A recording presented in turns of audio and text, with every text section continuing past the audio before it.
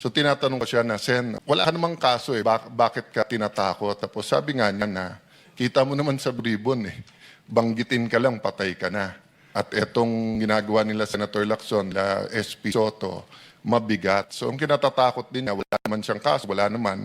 I can back up this, what I'm saying. But nagulat ako dito po sa letter E42, nakalagay dito, nag-deliver kay Senator Soto. Pwede nyo bang i-verify? Totoo po ito at ay kwento nyo yung circumstance. Yung time na yan, Your Honor, advance team kami, Your Honor. Nauna kami sa area kasi inadvance na kami ng team leader namin na nag-proceed na sa building ni Tito Soto sa Baclaran. So, after lunch, nandun na po kami aboard. Ngayon, nag-atay kami na dumating sila ni Boss Saldi.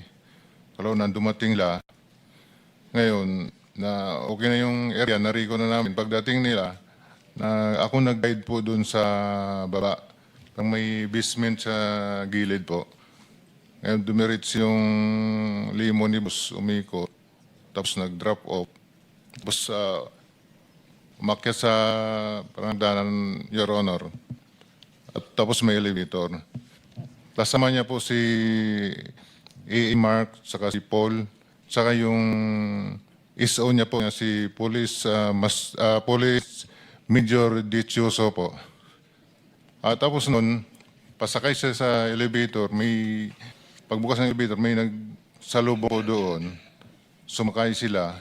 Tapos yung malita po na dala po namin, nadala po ng mga kasama ko, tulak-tulak po nila yung dalawa, hinabol ko yung dalawa, at sinamay po sa elevator. Tapos yung the rest po na ibang malita, hindi po nakahabol. Nauna na po, akyat sa taas po. Anong dineliver nyo? Pera? Pera po. Alam mo magkano?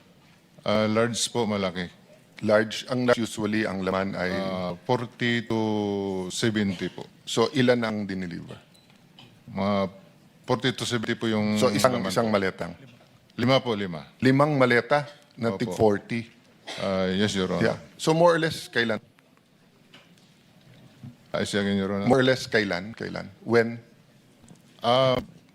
Year 2024 po, bago mag... Campaign period? Yes po. Okay.